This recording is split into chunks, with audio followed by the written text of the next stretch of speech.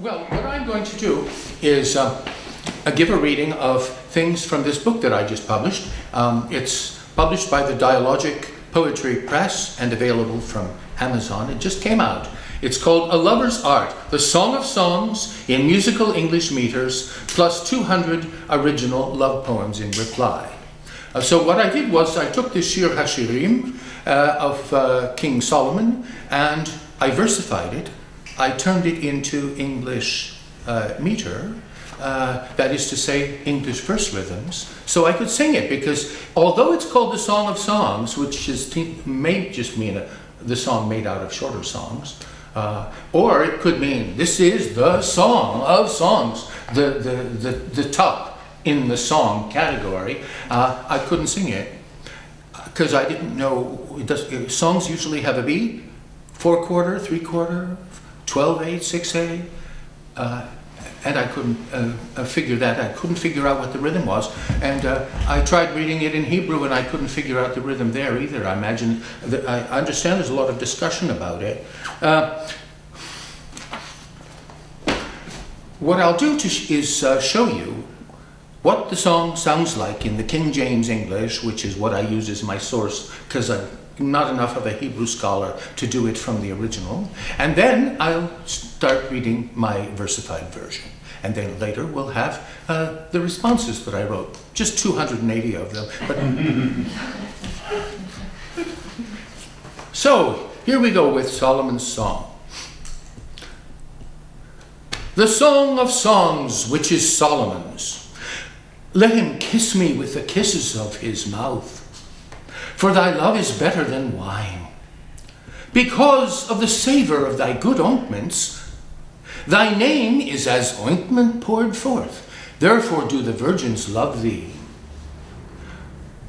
Draw me, we will run after thee. The king hath brought me into his chambers. We will be glad and rejoice in thee.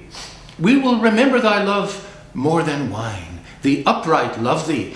I am black, but comely, O ye daughters of Jerusalem, as the tents of Kedar, as the curtains of Solomon. Look not upon me because I am black, because the sun hath looked upon me. My mother's children were angry with me. They made me the keeper of the vineyards, but my own vineyard have I not kept.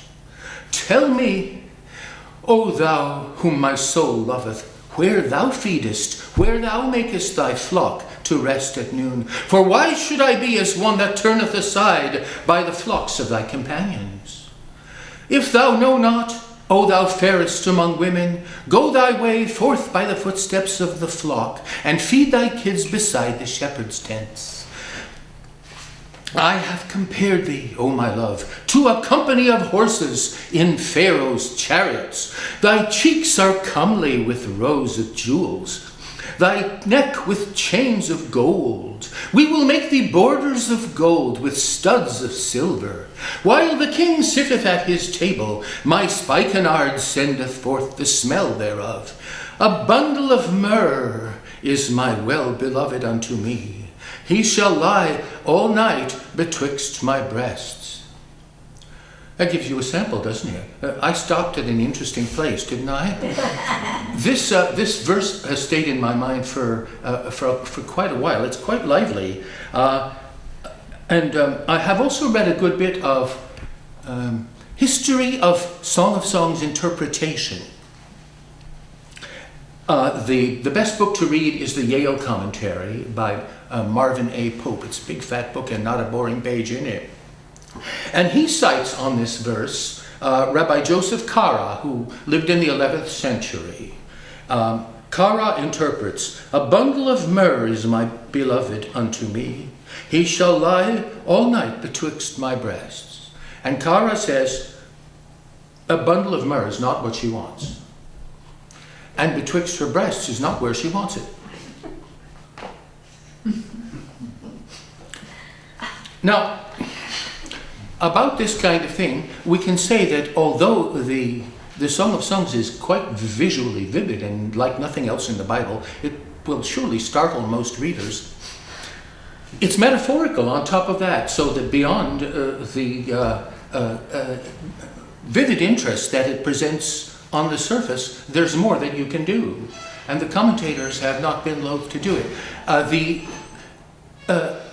It's very remarkable altogether that such a, I think an extra guest has just arrived. It's remarkable that such a thing as this is even found in the Bible at all. And one wonders how the people who read this dealt with it in Bible school. I'll tell you what happened to me. I'll tell you my experience of this poem. My dad said to me, when I was about 11 or 12, he said, you should read this. And you should read a chapter of it. Chapters are only a page long or less. This is my Google transcript, and it's only 5 pages for the entire thing. Read a chapter of it every week on the Sabbath between Passover and Pentecost, or Shavuot. And I said, and why should I do that? And he said, well, God showed his love for Israel on Passover by freeing them from the Egyptians. And God showed his love for Israel on Pentecost by giving them the 10 Commandments. So in between, in the 50 days between, each week we should read a chapter of the Song of Solomon, which is all about God's love for Israel. That's apparently what my father learned from his father. My father came over in 1913. He got married late. So this, in other words, is good reading for kids. It's family-friendly reading. And the reason is that it is written in a way that is metaphorical. A good bit of what is there is vivid enough, but it gets better when your imagination gets going on it, and your imagination is stimulated to do that. I can just stop before we go any further and say something about the extraordinary history of this poem, because it has been through more adventures than just about any other work that I can think of. In Christianity, the two guiding spirits for interpreting the Song of Solomon were the early church father Origen and many centuries later Bernard of Clairvaux in the Middle Ages. Origen wrote a 10-book commentary of which 4 books survive, and Bernard wrote more than 80 sermons, which allowed him not even to get to through the second page. He didn't quite finish chapter 2 of the 8 chapters. The reason that these people go rather slow in their commentaries is that they have to look at every word. It's a word-for-word analysis. And why is that obligatory? Well, the reason is they're trying to make it clear to everyone that this poem has nothing to do with love between a man and a woman. You can see how that would be a job, wouldn't you? But they were insistent upon it. Origen and Bernard agree in their central maxim, which is the topic of the poem, despite what you may misguidedly think, is Jesus Christ and you. In order to get into a state of mind that would fit them to interpret in that mindset, they performed what I would call a sort of radical sexual therapy on themselves. Origen was the most extreme. According to church historian Eusebius, he castrated himself, apparently inspired by the gospel attributed to Matthew, who talks about what he calls the eunuchs who are made such for the sake of heaven. Now, Bernard didn't use anything quite so extreme as that, but what happened, he did have a sort of trauma when he was rather young. He simply looked at a very beautiful woman, and he was so alarmed by what was happening to his body that he jumped into a lake and vowed to become a monk. Got to take a deep breath after that. Now, on the back cover of this book, I have summarized the 3 main trends in Jewish interpretation of the Song of Solomon, because they are really quite fascinating, and I have done a whole lot with them. I like all 3 tendencies, and I've used them all. The first is simply to look at it the way Joseph Cara did, as a love affair between a man and a woman, and to study it from that point of view. The second is to suppose that perhaps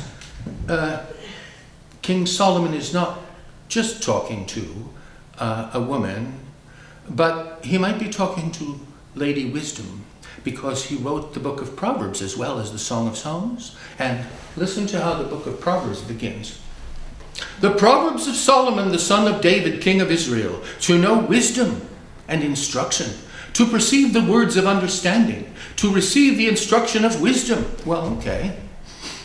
We're going to get wisdom from this book.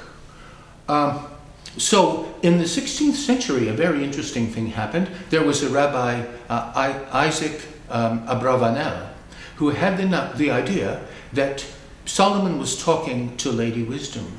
And that may seem a bit far-fetched, but in the Dead Sea Scrolls, they have found poems written to Lady Wisdom. And I'll just read an excerpt. I was a lad ere I had erred, then did I seek her. She came to me in her beauty, and to the end I explored her. Blossoms drop in ripening, grapes rejoice the heart. My foot trod in the plain, for from my youth I knew her. The foot and the plain are like the bundle of myrrh and the breast. This is metaphor. Cara would call it euphemism. I inclined my ear a little, and much instruction I got. Turn aside to me, O fools, and lodge in my house of study, says Wisdom. How long will you lack all this, and your throat thirst for her wealth? My mouth I opened and spoke with her. Buy yourselves wisdom without money. Okay, there we have stage 2. Interesting, isn't it? Lady Wisdom and King Solomon are having a conversation. In stage 3, which is still very active today, and the most fascinating of the 3, perhaps, wisdom, what is that? In Kabbalah, or Jewish mystical theosophy, wisdom is the same as the Shekhinah, or indwelling presence of God, roughly equivalent to in Christianity, the Holy Spirit. She is the female emanative presence of God. From that point of view, a bit like the Virgin Mary, except she's not ever called a virgin, she is called the bride. She is the female emanative presence of God and the vitalizing force of the universe. So, you love woman, wisdom, and world. I mean, she's the whole world, isn't she? She's giving power to everything that God created.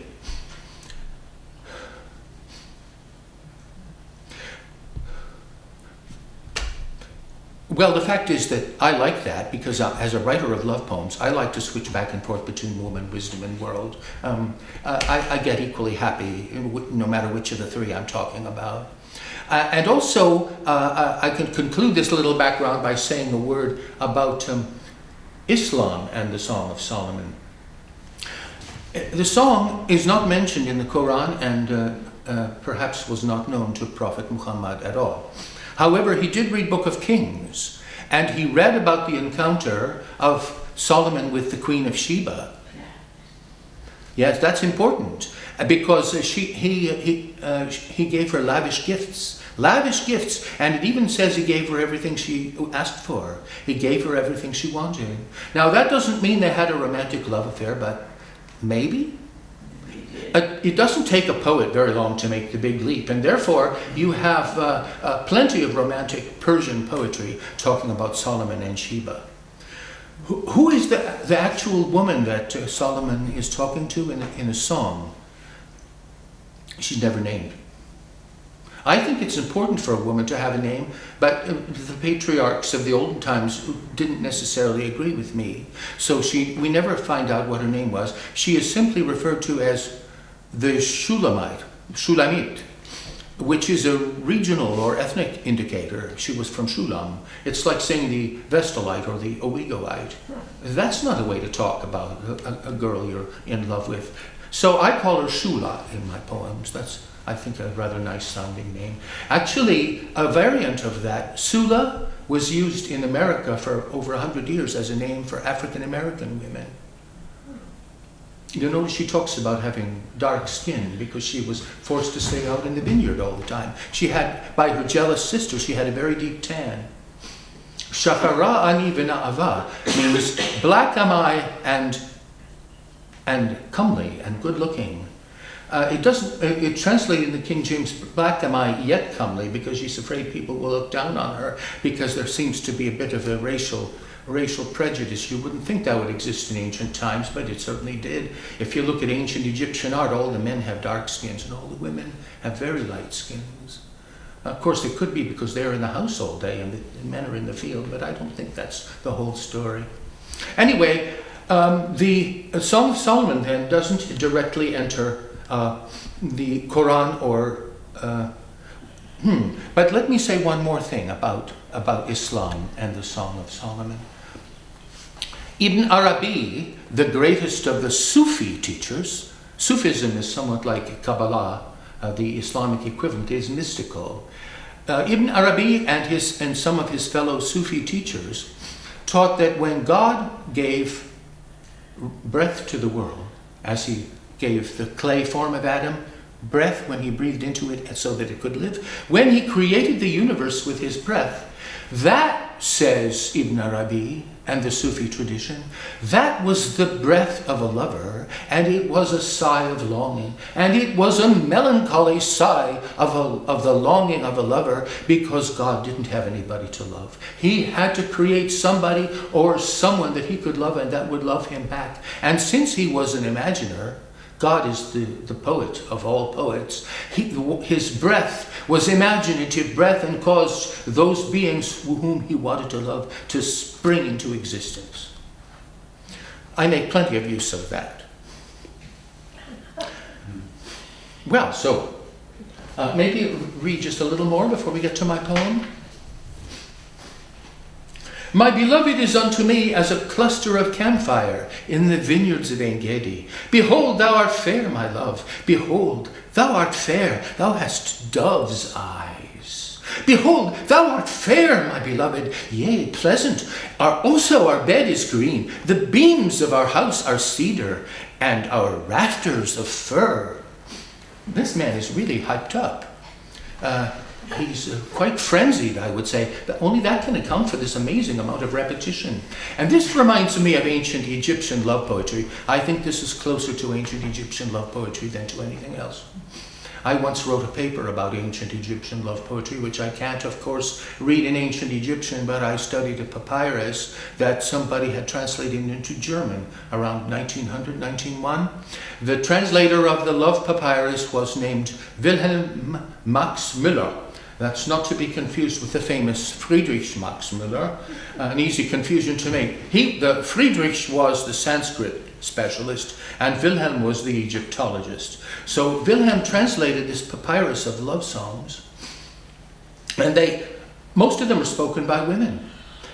And one of them, I haven't got it memorized, but I'll never forget the mood of it. It says, "You're leaving already? Look at all these freshly washed sheets, blankets, pillows. I've got everything you could possibly want. You just got here. What do you think you're doing?"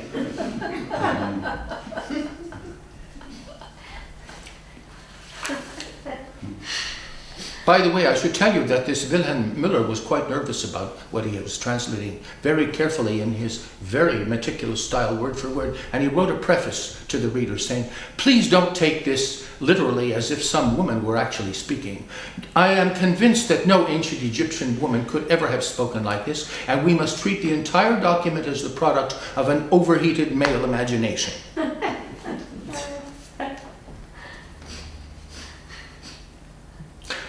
Chapter 2. I am the rose of Sharon and the lily of the valleys. As the lily among thorns, so is my love among the daughters. As the apple tree among the trees of the wood, so is my beloved among the sons. I sat down under his shadow with great delight, and his fruit was sweet to my taste. He brought me to the banqueting house, and his banner over me was love. Stay me with flagons, comfort me with apples, for I am sick of love. You wonder how I reacted to this when I was 10 or 11. The answer is I took seriously what my father told me, and I thought exclusively about God's love for Israel. Or he said I could think, if I preferred, about God's love for the individual soul. And if you read it with that mindset, you will imagine to shut out nearly everything you read. His left hand is under my head, and his right hand doth embrace me. I charge you, O ye daughters of Jerusalem, by the roes and by the hinds of the field. There are all kinds of synonyms for deer in this poem. They love to look at deer. Hinds, roes, and hearts, H-A-R-T. That ye stir not up nor awake my love till he please.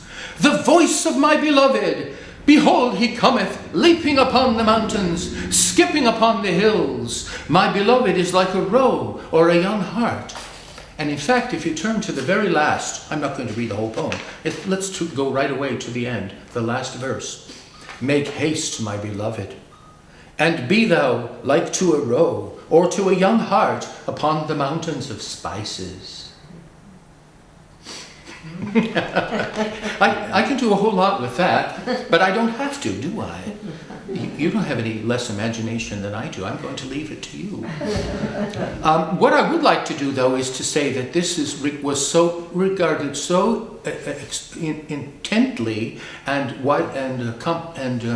generally widely regarded as family-friendly poetry that William Billings, the colonial American composer, did you ever sing Billings? I've sung I Am the Rose of Sharon. Have you? Of Madrigal choir's done it many times. I am the Rose of Sharon, and the valley, as the apple tree among the trees of the wood.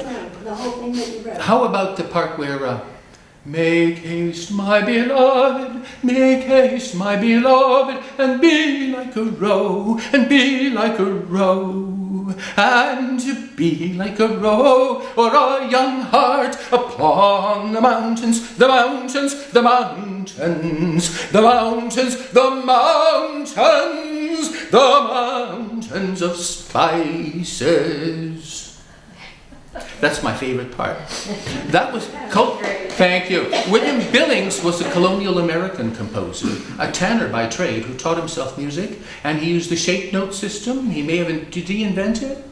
I'm not sure, but he used it. That's where you have musical notes that are in circles, diamonds, squares, or triangles. And this should allow you to read music because you divide the shapes among the four notes of each tetrachord of the scale.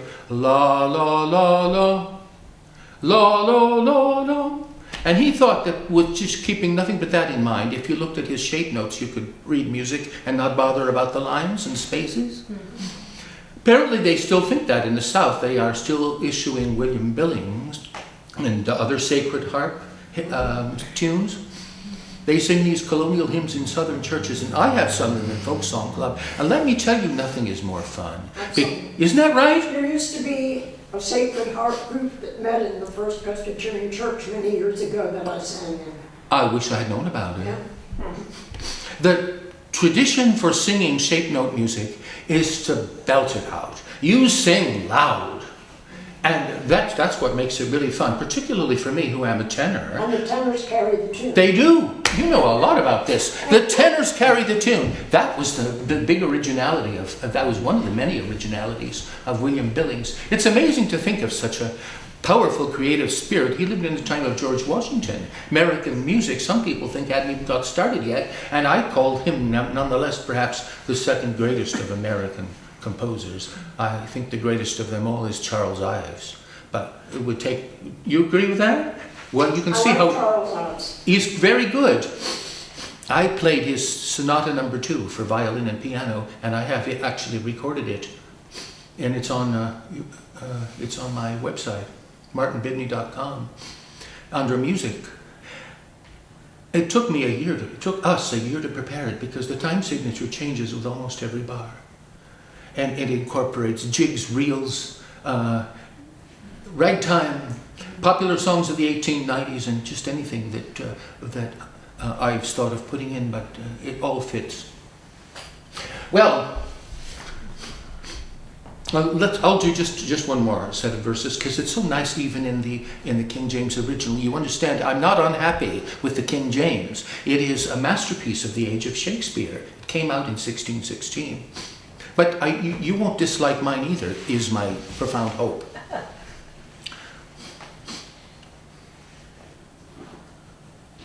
My beloved spake and said unto me, Rise up, my love, my fair one, and come away.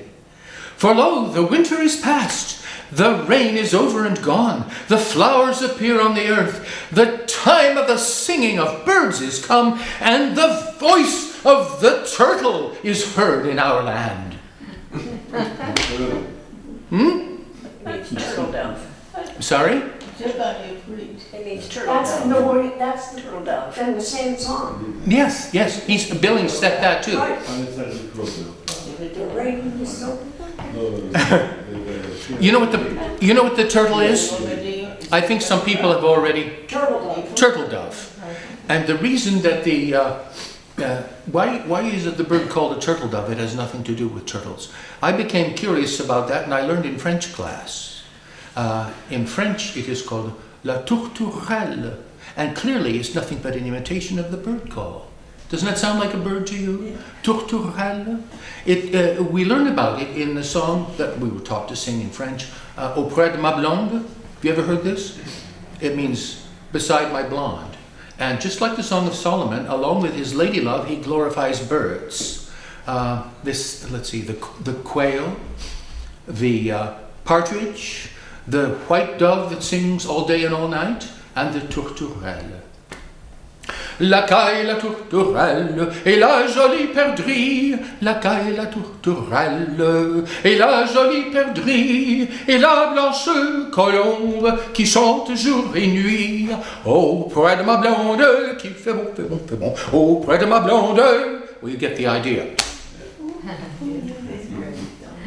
Okay, I think that's enough. Now we can maybe turn to the rewriting.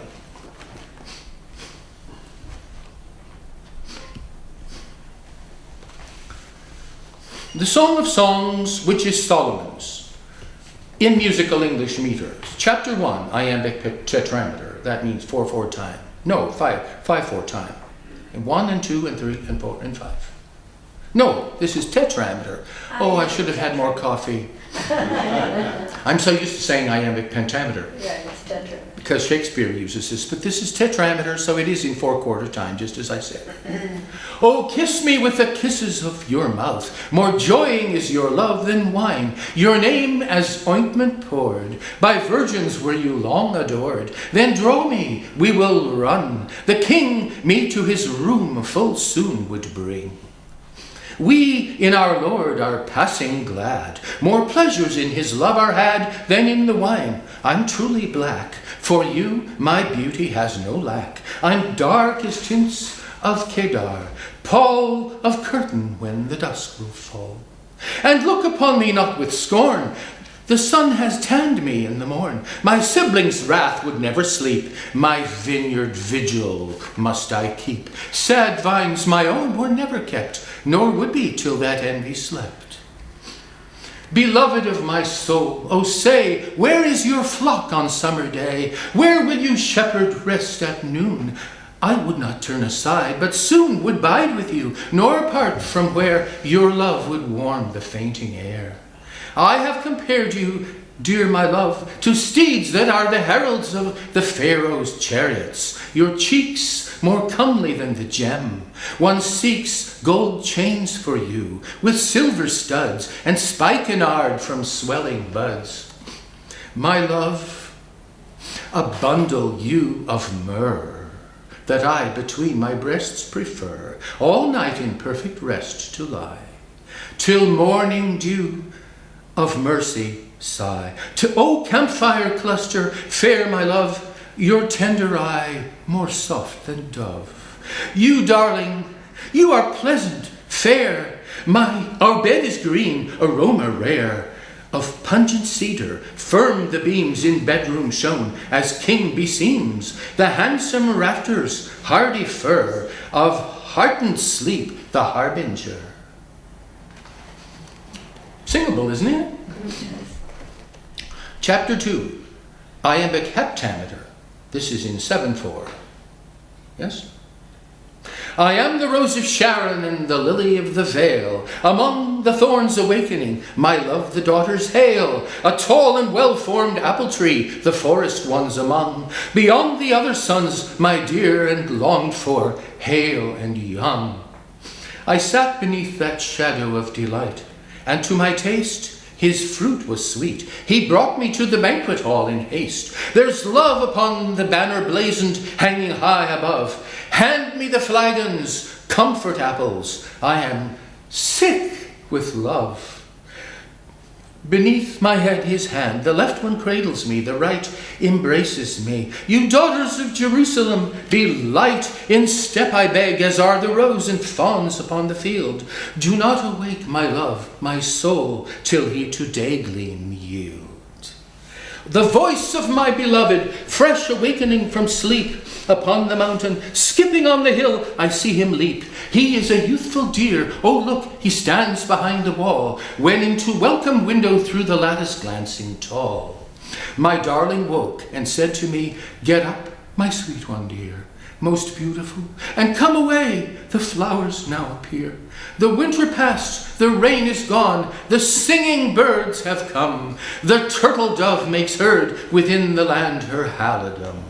By the way, the voice of the turtle in the King James is so well known, it has entered into our standard language. When I first came to Binghamton in 1969, I'd go to the university student union cafeteria for lunch. And there was a woman there serving the food. And if it was springtime, she'd say, the voice of the turtle. The other people around us must have thought she was nuts, and maybe I was too. The boughs each greening fig urge out with tender grape the vines, aroma pouring. Come, my love, and heed the holy signs. Hide not in cleft of rock, in place too secret of the stairs. Let face and voice made equal be to sun that dreams and dares. Then keep from us the little foxes cunning in their ways. My love is mine, and I am his. On lilies may he graze. This is sung as a song in Hebrew. In America and in Israel, very widely, it was sung by children. I learned it when I was 8 or 9. Dodi liva ani lo haroe bashoshanim. Dodi liva ani lo haroe bashoshanim. I wish I could go a little further, but that's all I have in my head from those childhood times. But that means, my love is mine, and I am his. On lilies may he graze. I once was curious about this, actually. Not when I was studying as a young boy, because then I was encouraged not to ask questions. But later on, when I grew older, nobody could stop me from asking questions.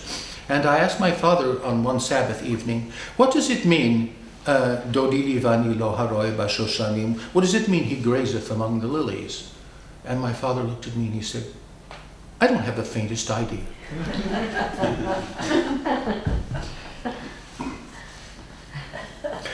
Until the streaming sun be seen, when at the break of day the shadows leave the field and done reluctant to turn away.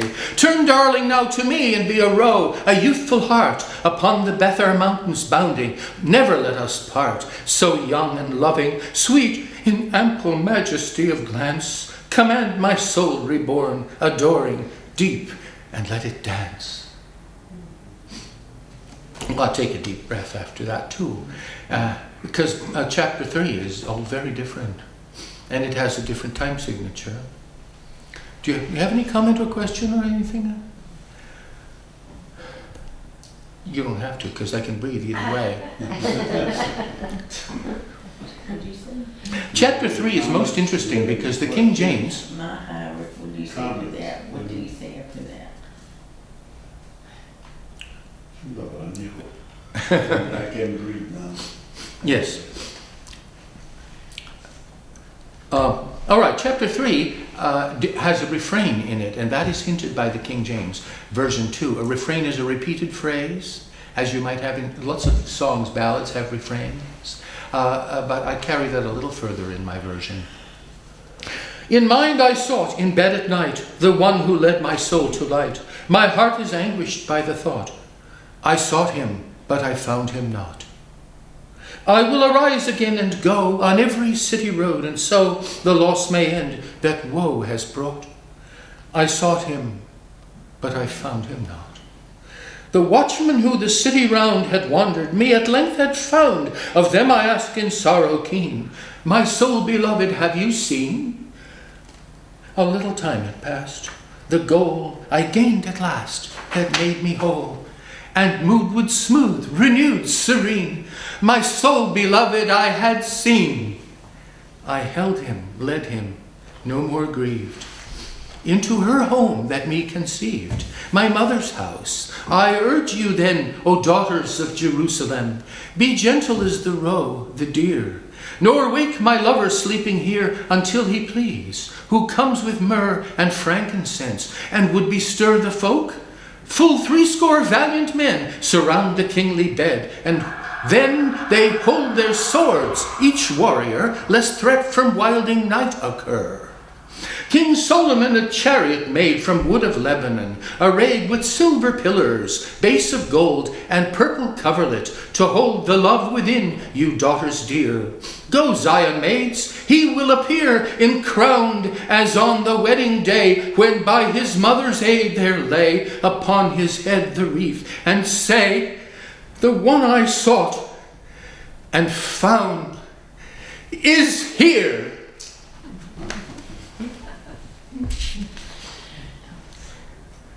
That's definitely the most dramatic one in the whole poem for me. I'll read you one more, and then we'll stop, okay? And then do some of my original poems. I'm loath to leave King Solomon. In many respects, he does what I can never do. This one is in the anapestic tetrameter. In other words, la la la la la la la la la la, and a 1 and a 2 and a 3 and a 4. So I guess you could set that in 12/8. With so tender an air you are beautiful, love, and more gentle your hair than the eyes of a dove. As the goats under Gilead hill that are here in their clustering flock, so your tresses endear. And as seemly and smooth and well shapen your teeth, as the ewes newly shorn who their wool would bequeath, and have come after bathing in streams. They have borne every one gleaming lambs that are lauding the morn. Like a scarlet-hued thread are your lips, and your speech is appealing, well formed, and your temples are each as the garnet seed apple. Garnet seed apple is my clever way of saying pomegranate and not messing up the rhythm. That's what a pomegranate is. Pomme is apple with granat, garnet apple is really what we should call it. Garnet? Garnet is a red stone. Garnet.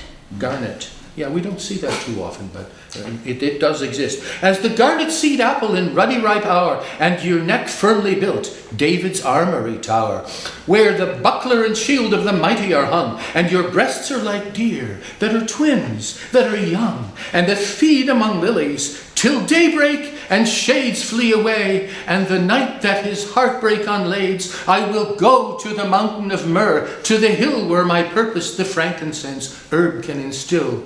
You are beautiful, pure one. No flaw may be found in your being. That far-seeing star will astound. Come from Lebanon, sister, my spouse. We're going to hear an awful lot about this sister and spouse. It sounds very awkward to be saying them together like that, but there could be an influence from Egypt. You know, the princes and the princesses in the royal line of Egypt used to marry each other. Come from Lebanon, sister, my spouse. Come, my dear, from the top of Emana, the top of Shenir, from the dens of the lion and leopard look down, which are high on a mount that our eyes will encrown. You, my sister, my spouse, have quite ravished my heart, made it captive at once with your eyes, through the art of the chains of your necklaces. Finer your love, oh, my sister, my spouse, than the star height above. It is better than wine, as your unguent spice, than what garden soever the mind would entice. And your lips are like honeycomb, under your tongue are pure honey and milk. That's pretty good too, isn't it? And your fabrics outflung, aromatic as Lebanon, walled garden field is my sister, my spouse, covered spring, fountain sealed, pomegranate and saffron and myrrh, spikenard, aloe, cinnamon, frankincense, ample, unmarred. Fount of garden and streamlets, come forth then and go, you bold north wind and south on my garden to blow, that the spices may flow, and my dear one come near. Let him eat of the sweet, that his spirit will cheer. Well, I hope you like that. I have read exactly half. So you still have a reason to buy this book if you should wish.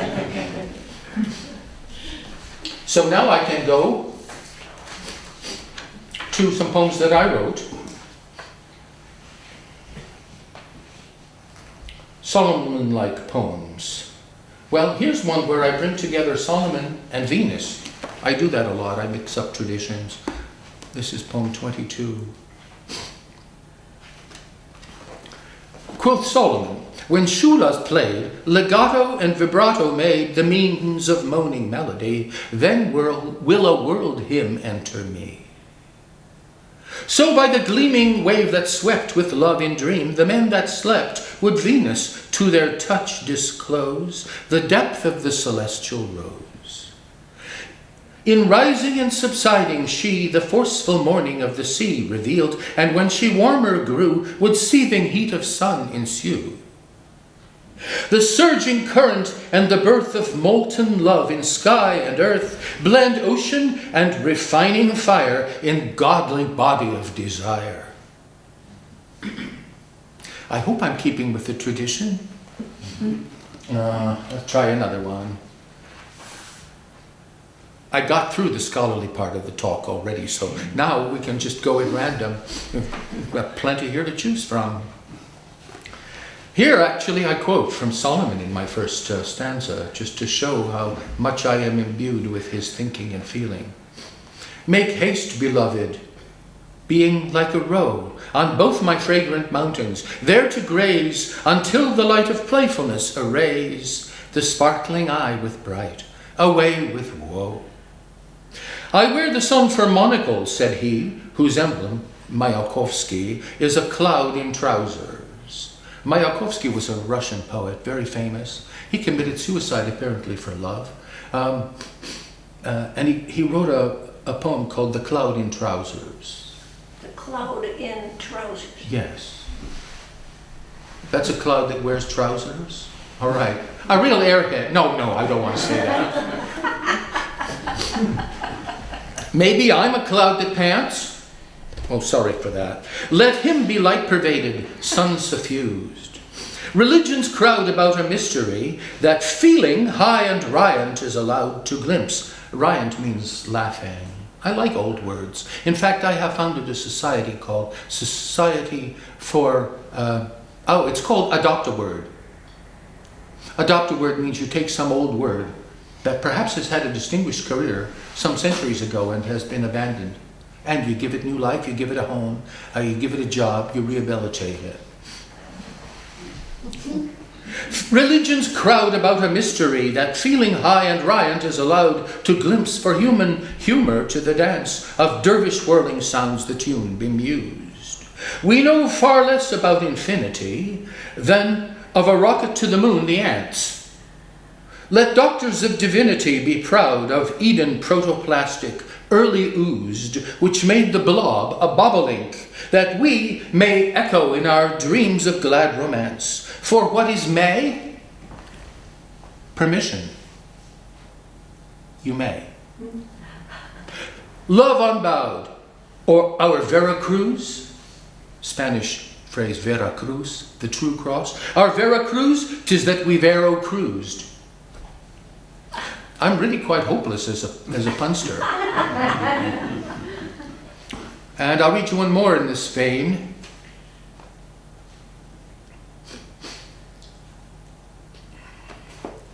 This is called Arise, My Love, and Come Away.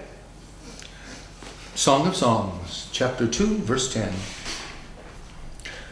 You put your mind to music, and the two are one. What time the unconfines a giant page of white, with running, humming, floating line of flood in flight, and feel the fire in blood outsmile the blinding sun. You know what notice what I'm trying to do. With the extraordinary recurrence of these sounds, I'm trying to put you into a sort of half hypnosis. The risk there is that you won't understand what the word I'm saying, if anything. But that is not really important. If you like the sound, you'll read the poem again. If I don't like the sound, I'll never read the poem again. If you don't write with pretty sounds, I toss your book across the room. I'm sorry. You put your song to paper and the carven curve and leap and wish and fall in place to face a fate. A current and a courier will meet and mate, and burden is refrain and heart regains a verve. There are puns here. You may not always grasp them because some of them are very old-fashioned and depend on the adoptable policy. Burden doesn't just mean a load. In olden times, burden meant a refrain. Yes, you know about that. Music people know a lot. You put your will away and whimsied winds awake, and riding on a thermal glides the bird that spake, a prophecy of dawn that saw the daylight break. I do this dozens of times in my poems. I use birds for prophets. The reason why each bird is a prophet is it sings the sun before it sees it. This may be bad science. It could be that the sun is issuing rays of light that we can't see and the birds do. But I'd rather think that they are prophets. You put the urge to work that nerves the man be stirred, when pulsatile the riant crying anthem heard means whirling whir is word, that sperm unspermed be spurred.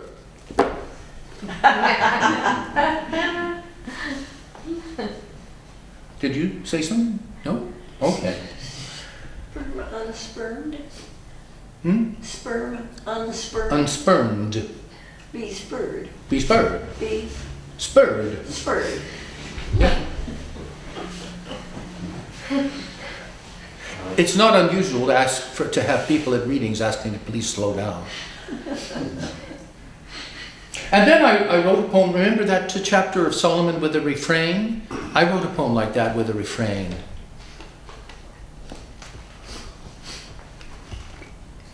I like to copy all his tricks that I can. I'm going through the lines I wrote the last 9 months. My little boat I boldly to the ocean bring. Your presence alters everything. My hymn, sun-colored Joseph coat, is rainbow spectral. Shepherd oat, be syrinx reed to me who sing. Your presence alters everything. Be jujube tree, you holy lote, my eagle nest, while from my throat a raucous yawp I flaunt and fling. Your presence alters everything. I gleaming in a cloud stream float and feel the spirit asymptote that draws my will on autumn wing. Your presence alters everything. I like that one. That's beautiful. Okay.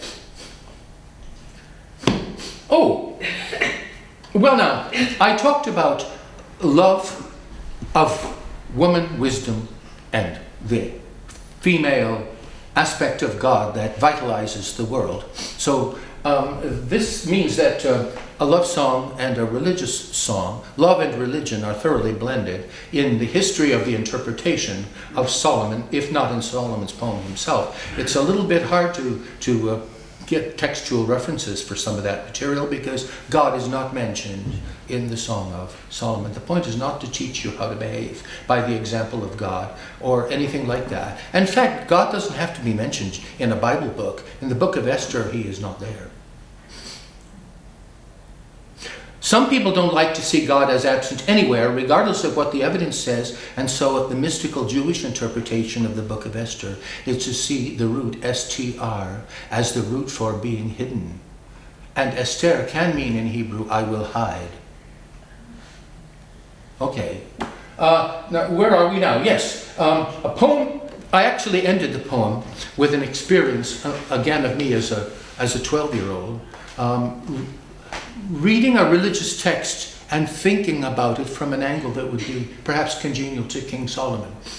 I used to read, my father had me do this because we lived in a small town and there was no synagogue to go to, so he had a student from Israel whose native language was Hebrew come and teach me each week. And when I was at the right stage of readiness, he had me read the Kabbalat Shabbat, welcoming the Sabbath every week in Hebrew, despite the fact that although he understood it, my mother and sister did not. But I tried to dramatize it so that they would not fall asleep. This is called a memory and final thought. The wild ox and the 12-year-old. And the epigraph is Vatarem kirem karni. My horn hast thou exalted as the wild ox. It comes from Song of David, Psalm 92:10. I'd read the Psalms on Friday night aloud in Hebrew. My delight abounded when I'd realized that every picture brought to sight and every feeling brought to heart 3,000 years ago, in art undying I could rightly prize, for never stretch of time might part the tone vibrations when they passed my voice and tongue and lips at last, in order that a boy who tried could frame that spirit, hold it fast. You, Lord, have lifted up my horn, and so the wild ox in the morn, a vision made of joy and pride that no deriding foe might scorn. The ox horn being strange to me, I never saw a wild ox, I don't know what they look like exactly. A mountain goat I made it be, horns massy formed and carved and curved, exalted when he'd heaven see, where governed one whose blessing I, unmeriting, received. And why? His life force, wind-like, whirled and swerved, and flailed and raised my ox horn high. Such hymning will excite, for we're wild oxen climbing in the clear, a grassy hill that seems to leap, enchanted fellowship of cheer. A king who sang, so hadn't died, the wild ox has to me allied. In prayer pages unasleep, he fervor, youth-like versified. With lyre, an ancient violin, like mine, but simple, would he win your laud so long as ear and eye, our heart and mind remade within. The rising horn of wild ox bold, with him of growing 12-year-old, who, virile as the father's sky, had newly felt a truth half told. Okay, well, I thought maybe now I'll play something on the violin and sing also, because I told you about the Shekhinah, the indwelling female emanation of God, who is often referred to as the bride of God. She goes around this lower world during the week, and she comes back on Shabbat, on Sabbath Eve, to be with God. It sounds almost as if you had more than one God here, but no, you do understand, don't you, that she is his indwelling presence. She just wanders around so that she can be with you. It's a little like the Holy Ghost in the Christian Trinity, and there may even be some influence. I'm not the scholar to say whether yes or no. But one spin-off from the imaginings of the indwelling presence as the female principle or potential within God is the developing of the idea in Judaism of the Sabbath Queen. The Sabbath Queen, like the feminine presence returning to God on Sabbath, comes to your house and brings with her innumerable angels of peace. And we sing a hymn to the angels of peace, and we sing a hymn to the Sabbath Queen.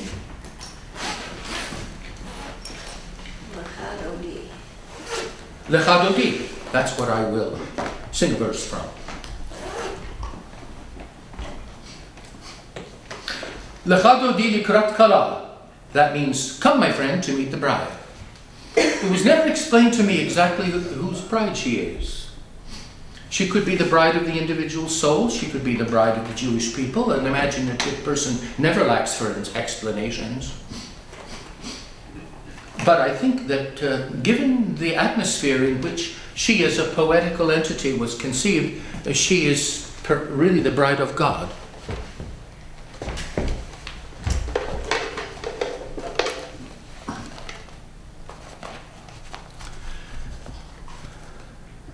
You know, in the Psalms of David, kinor is the word for lyre. Nowadays it's used to mean violin.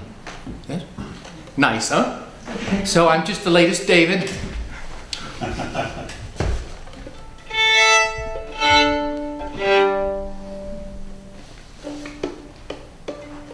Shamor v'zachor b'dibur echad, hishmi'anu elham yuchad, Eloi echad, u'shmo echad, l'shem hol tiferet, elit hilah, lechadodi likrat kala, kenei shamar nekah.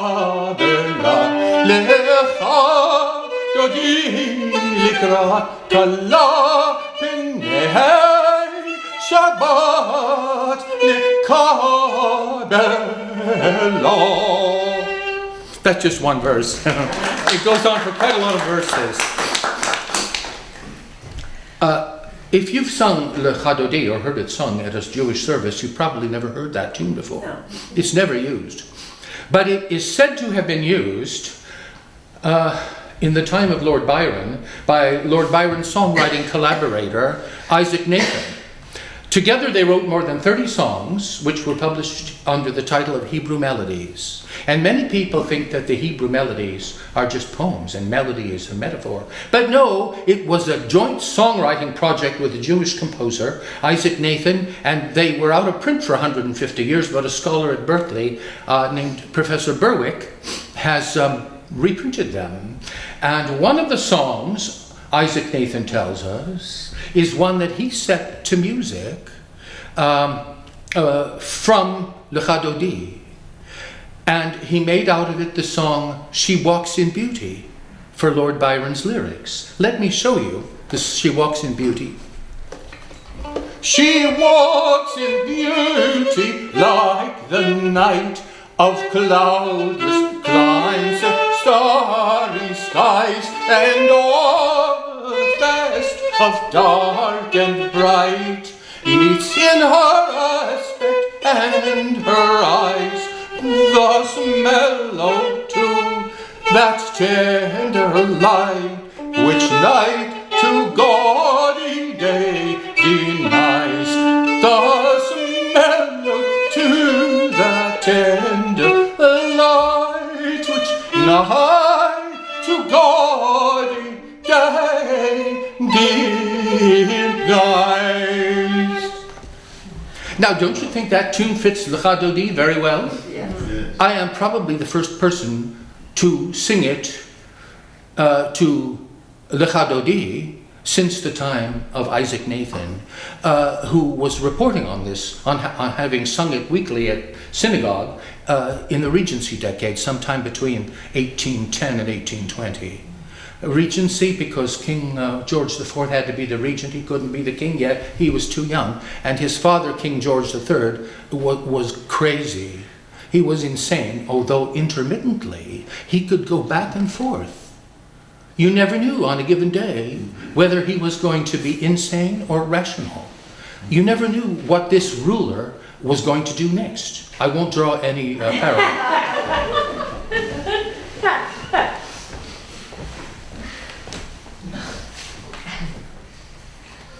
It's a movie, isn't there?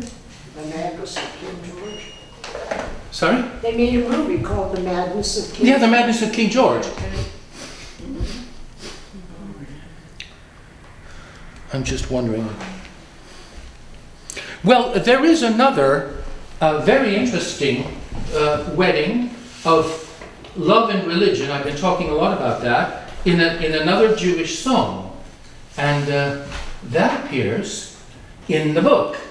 Poem 147, I have translated the Yiddish song. And then what I'll do is read you the translation. And then I'll sing it in Yiddish.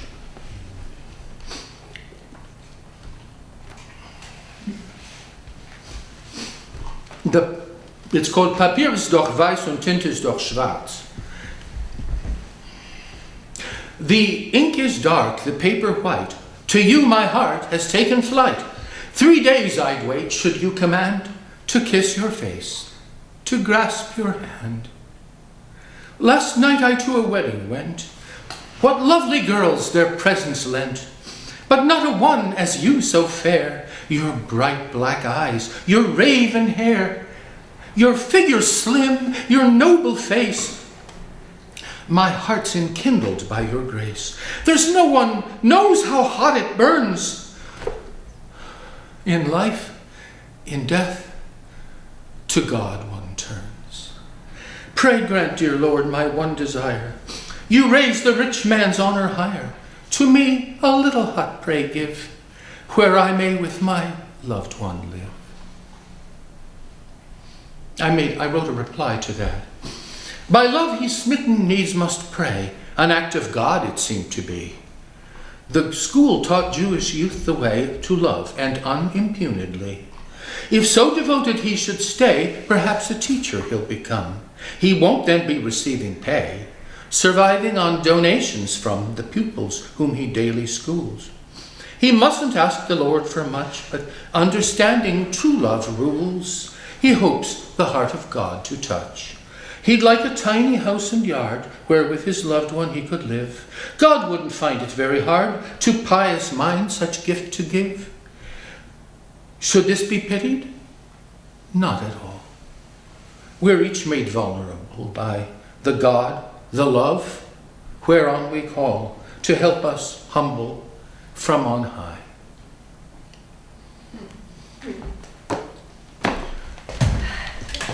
People who've had love troubles will empathize, will not require any commentary.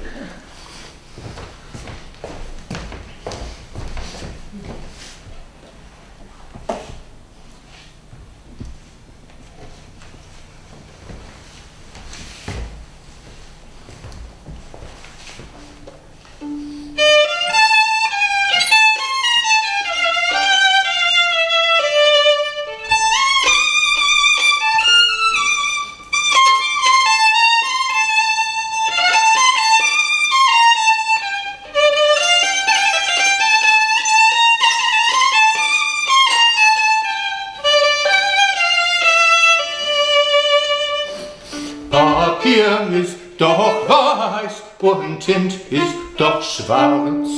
Zu dir, mein süß Leben, zieht doch mein Herz. Ich vollständig gesessen, 3 Tage noch anand, zu küssen dein Schönpornem und zu halten deine Hand.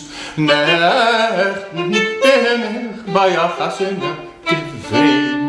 Viel schöne Mädels hab ich dort gesehen. Oi, viel schöne Mädels, zu dir kommt nicht gar. Mit deiner schwarzen Gelecht und mit deiner schwarzen Haar. Dein Taille, dein Mähne, dein edler Fasson. Im Herzen brennt der Feier, man sieht das nicht an. Oi, nicht so, also Mensch, was soll denn, wie es brennt? Oi, der Tod und das Leben sind bei Gott in die Hand. Oi, teurer Gott, gib mir mein Verlangen. Dem Äußer gießt die Covid mit der schönen Gang. Oi, mir gib die Bälle auf dem Brust, dem Grünen, als ich mit mein süßes Leben soll wollen, der Rinnen.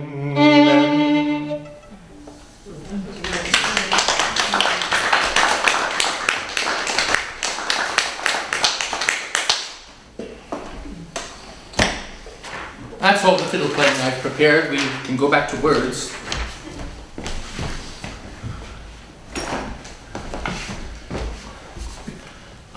It would be fun to say that I had learned that song from my grandmother or something of the kind, but in fact, what happened was I learned it from a lady named Ruth Rubin. She sang here on campus decades ago. She had very white hair. I hope she's still alive. And she sang this song, and afterward I said, "Have you got records?" She had an LP and I bought it. Then I went home and I learned this song and I taught myself Yiddish. I can't actually speak the language. My parents kept it a secret language. They wanted to talk in a way that I would not understand. My sister and I both thought that was a dreadful idea. But I had revenge though. I studied Russian and Polish and German, and with those languages you understand everything that's in Yiddish.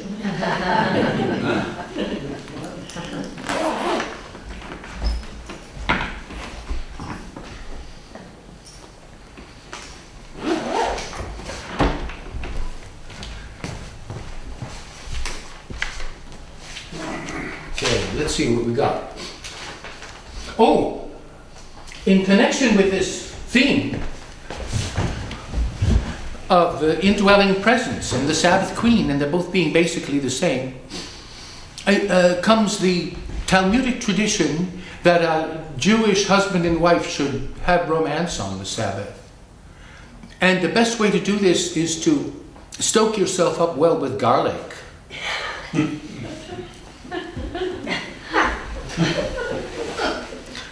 I have a little explanation about this. It's good to have scholars who've researched the matter. And then I wrote a poem about it. This is called Garlic and Fire Pillar, or the Modern Solomon. In Talmudic Judaism, the performance of the marital act on Friday night was considered a very old religious law. According to Talmudic tradition, one of the 10 ordinances introduced by Ezra was that one should eat garlic on the eve of the Sabbath, because garlic makes one happy, multiplies the semen, arouses love, and kills jealousy. Yehuda ben Chiya used to spend all his time in the house of study, and return home only on the eve of the Sabbath. Whenever he thus went home, a pillar of fire could be seen preceding him. One Friday, however, he became so engrossed in his studies that he forgot about the time. When his father-in-law, Rabbi Yanai, waited in vain for the appearance of the pillar of fire, he said, "Turn over his bed. Yehuda must be dead. Would he be alive, he would never have neglected his marital duty." I couldn't resist that for a topic. Who savors garlic won't contest, it gladdening with Cupid's zest, kills envy, semen multiplies, and favors aid to Sabbath fest.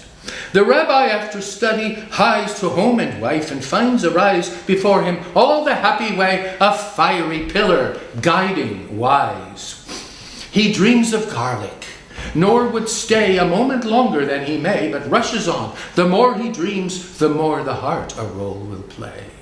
The pillar, rising higher, seems indeed more heated, leans and gleams, and leads and silently incites the fevered mind with fancy teams. Desire and duty, ardent lights combine. On all the Sabbath nights, Yanai had watched him homeward go, but now a sudden thought affrights the relative who liked him so. That love for studying would grow, thus overwhelming shows a lack. To him who'd fiery pillar know, let heaven impart a garlic snack.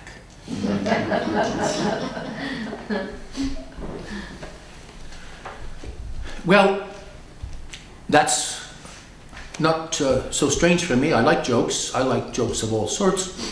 And so I wrote a poem about jokes.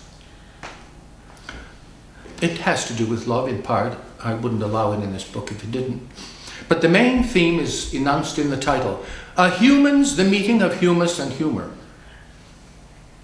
Yes? Have you ever thought about how similar those words are? Human, humus, which is soil, ground, and humor. We're all headed for the humus, but we might as well keep our heads above ground for a while with a bit of humor. A human's the meeting of humus and humor, when lumen is greeting the brumus and gloomer. See, that's another one of my words that I adopted. Brumus just means foggy or misty. And light in dispelling the night will amaze and the weary of years with her minute-filled days. The law of the must, all the air had made musty, when they in decay who had fussed became fusty, who suffer the tyranny blear of the should, are lucky if scimitar sin they withstood. The gabby who know not the azure of silence, I gladly would ask if they'd travel a mile hence. No melody ever was reft of a rest, perfervid perturbance no heaven hath blessed. Sing love with me, come, for the planet's gone prosy, the nightingale's bound and the outlook's not rosy. Until you're awoken to music once more, no door will you win and no window adore. Actually, on the first page of my book, at the very beginning, I announce my two themes of love and music by writing a couple of poems in a rather humorous way. The first poem I rewrote is only 4 lines long. It's probably the most famous love poem in America. It begins, roses are red, violets are blue, and then I think angels in heaven know I love you, or something like that. Well, I did a fact check. Violets are not blue, or they'd be probably called blues. So here's my rewrite. Roses are red, violets are purple. Glowing I'm led to a purpose uturple. I'm not sure if the kids are going to switch to this right away for jump rope games. The problem is that uturple is not a well-known word. It means joyful. It's Greek. It's Greek for joyful. Now, our usual word joyful is a kind of Franco-German compound. Joy is joie, yes? And full is Freude. The first half of it is clearly relatable to French and the second half to German. There's nothing wrong with the Franco-German word in English, but there's no reason why you can't have Greek. Or you could pick Latin. How about letitial? That would be quite perfect. And I may use it someday. Oh, that introduces my theme of love. This is a book of love songs. So now I need a four-liner about music or song. And I wrote that one myself. The first command preceded light. Let sound be prior to your sight. Right? Let there be light? Yeah. That's words. That's something was heard before anything was seen. The wind susurro, that means whispering. On the sea will of your heart the guardian be. That's to call Ruach Elohim Merachefet al Pnei Hamayim, or al Pnei Hayam. The Spirit of the Lord was hovered above the face of the waters. Well, I assumed that it made the waters rustle, and that's another sound. Basically, I define poetry as violin playing by alternative means. What should we do now? I'm so glad we have time for this. Do we have time? Yes. I take other personas, other voices. I pretend to be various people from different traditions, different cultural traditions. And one of my very favorite of all time, favorite lovers to write about is John Clare, the poet. Who has heard of John Clare? He's not as well known as he should be. He was one of the Romantic poets. He liked to compare himself with Byron, and he said, "Though laurel wreaths my brow did ne'er environ, I think myself as great a bard as Byron." He was a contemporary of Lord Byron's. He was a country boy. He was a farm laborer, John Clare. And that's one reason why it took him a while to get recognized. And even after being recognized as a sort of celebrity for a while, the country boy poet, he was then dropped. It's taken till the 20th century till he's been rehabilitated. But he is quite wonderful. He's a very lovable and childlike man. He lives in the country, and he invented the bird's nest sonnet. You know how you do that? You first you describe the eggs, then you describe the nest, and then you describe whatever behaviors you've managed to observe. And that's your poem. And he wrote dozens of them. It's like a little kid saying, "Mom and Dad, look what I just found outside." John Clare had a very interesting love life. He proposed marriage to a woman named Mary, and she turned him down. But some years went by, he fell in love with a woman named Martha, and he married her. And things seemed to be going along pretty well, but after a while, the idea entered his mind that somehow he was married to both of them. In a way that couldn't quite be explained, he was married to Martha, but also to Mary. Other strange things happened also about this time. He started turning into other people. He turned into Lord Byron. He turned into Shelley. And the most astonishing thing about that is that when he turned into one of these other people, he had to write his poetry in their style. So when he started reading Byron's Childe Harold, he realized he was Byron. He wrote in the Childe Harold style. And then when Byron completely switched styles and wrote in the opposite way in his comedy epic, Don Juan, which the British call Don Juan, guess what? Clare writes in Don Juan style. It's amazing that he could do both of these so well. An amazingly gifted man. Well, He eventually spent plenty of time in Bedlam, which means Bethlehem. That's the Bethlehem Hospital for the Mentally Disturbed. At one point, he was thinking of leaving Martha, since he was married to Mary also, and he hadn't seen her for years. He wanted to go pay her a visit. And so I have written a love soliloquy for him to say as he goes off to seek her. I have to say one more thing about John Clare. He lived in a village. He taught himself most of what he knew.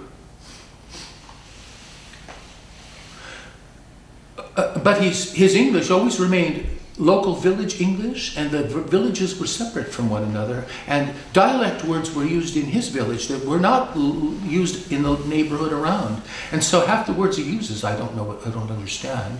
But you can a lot of times tell from the sound what they might mean. And my John Clare edition doesn't have a glossary. But in my soliloquy, I introduced plenty of this language for the flavor. Blessed Bessie, who were gone from me, twin sister, to eternity, before my christening, I know you're yonder as a prophecy. You went as Mary Joyce would go, from all enclosure free, to flow where lives in ghostly realm re-meet. His Mary saw Lord Byron so. Oh gosh, is this sad? Byron has to have two wives too, right? Because Clare can turn into Byron at any time. What cricket chirr the ear may greet on surly earth, its fruitage fleet, mouse chimbled. Whoosh, the whirlipuff the grass had tazzled round our feet, will soothe us when the wind is rough, and sudden his attacking chuff, as when the stiffened fiddler grip, the bow will strike the string. I didn't import that, he was a fiddler. Enough but brief as hawthorn husk and hip, when autumn wind has got the pip, and apples drouk with sweet that cloys, and thrush from dippling leaf will sip. To soodle through the woods, what joys of swallow, firetail, cronking noise of pecking bill to drill a tree, frights crudling men, delights the boys. Yet when the land is bleak and bleed, and crizzled bare, the boughs will swee, I feel the wealth at end of woe. For, Mary, you were meant for me.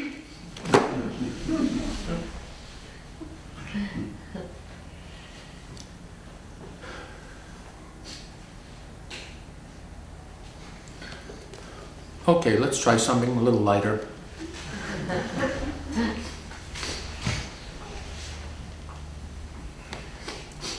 This is called He Discourses on Words.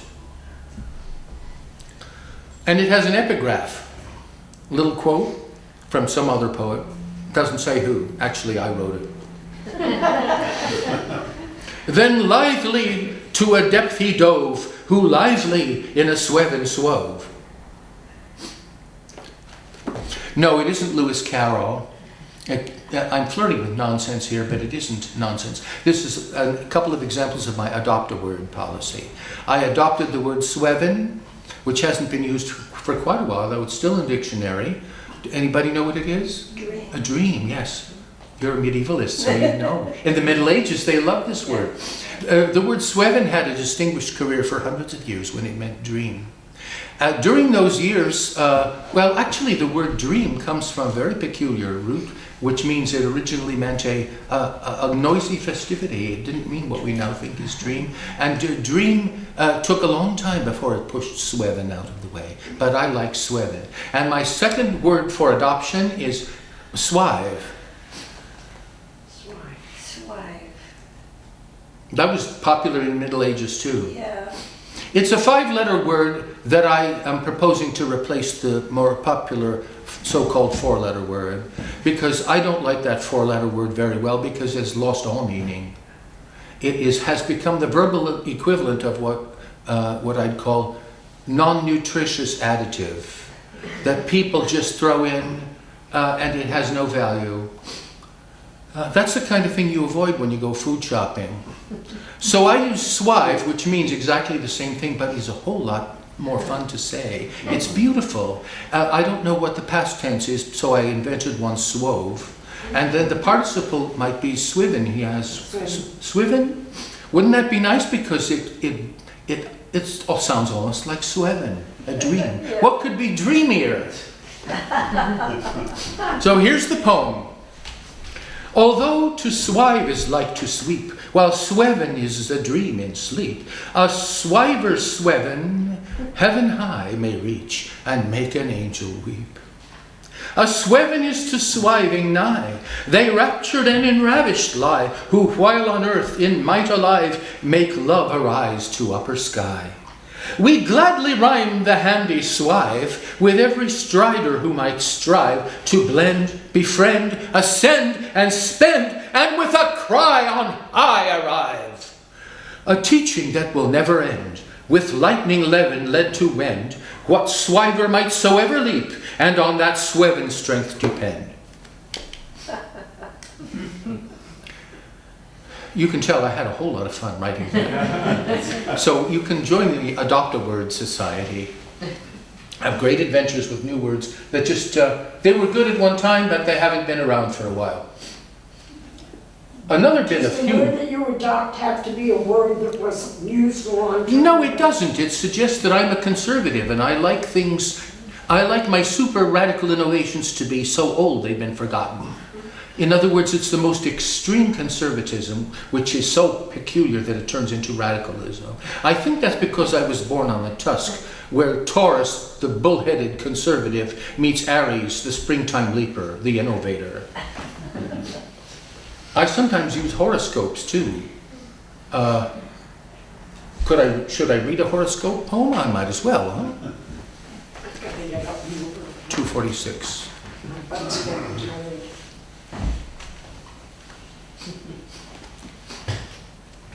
Here's what the Binghamton Press and Sun Bulletin said for Taurus. I actually was born in Taurus, April 21st. On March the 26th, 2016. Discard your conventional notions of what it means to dance, and a wondrous ballet will unfold before your eyes. Isn't that a great stimulus to write? Yes. Discard your conventional notions now of what it can mean to dance. Perspective undreamt of will then allow the queen of the mabbified moon to bow in troubadour new romance. Discard your habitual maxims, man, and rise and extend your arms. The jinns and the elves and the dryads can, in singular eye-blink horizon scan, whom lunary lumen charms. Discard all the drowse of the prosy day, let fusty and frowsy fade what boringly soul would have borne away, and favor, O craver, the flavor play with dance of the glad ballet. Discard the resistant and hard-rough shell, entombing the vision keen. Field riant and roared the triumph bell, let sound when recounting the florid spell in crooning the lunar queen. See, if you want things that will rhyme, and sometimes you have to go looking in English, the Adopt-A-Word Society will give you a greatly expanded vocabulary. You need something that'll sound good with florid. How about roared? Maybe it hasn't been used for 100 years, but... Huh? Horrid. Horrid. Horrid would work, but it doesn't fit the mood. Roared means dewy. That's all it means. Dewy. Dewy, with dew on it. From the Latin word for dew.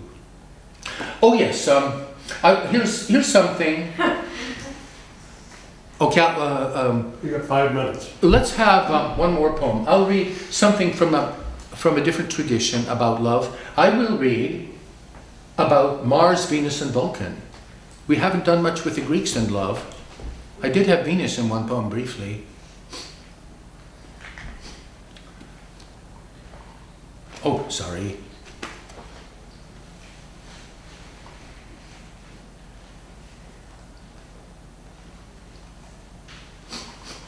I call this In the Spirit of Solomon, Love and War. Do you know the story about Venus? And Venus was married to Vulcan. Venus, the goddess of passion and love. She's married to Vulcan, the blacksmith god, the god of artisanry and craft. But she was always going off with Mars, the god of war. So what should we think then about Venus and her love and her attraction to war? That's a big topic. I decided to treat it here in a rather light way. Venus, the rightly wedded spouse of Vulcan, tired of keeping house for him who, though a master of his craft, did not excite her love. And thus it would appear that Mars, handier master of the ars amoris, art of love, in his life as smart, captured the straying lady's heart. And as they lay upon their bed, Vulcan, the devil in his head, crafted a chain of metal fine, impalpable the grand design. Above, to fit above their bed, he made a chain links, which would entrap them. And being a god, he could do it so that it was so finely formed that it was invisible to them and to anybody else. So after passion as they napped, Venus and Mars were caught, entrapped. Much as they struggled with the chains, nothing availed their godly pains. But Venus, bored if legal spouse, the war-drawn longing couldn't douse. Maybe you'll call it not quite nice, but she would need a stronger spice. Passion is mastered not by art, but ever in its hidden heart is drawn in love and awe to war. Else passion's not worth living for. Is that the lesson of our tale? What doctrine, then, can well avail? Our homily, I need to say, waves many hazy veils away. Spouse is but one, and spice are two. Double the love we then may view, but in comes twofold trouble soon. Janual, our romance in June. That love and strife but one may be, won't startle hearts since Eden tree. Explosive was the primal thrust that fired divine the starry lust. Big bang, by angst accompanied, united Mars with Venus. We'd better accept it in the heart. They never can be kept apart. Dolores et angustias, amoris tulit potestas. Poet, if you would soothe the sting, throw in a tune or two and sing. Thanks.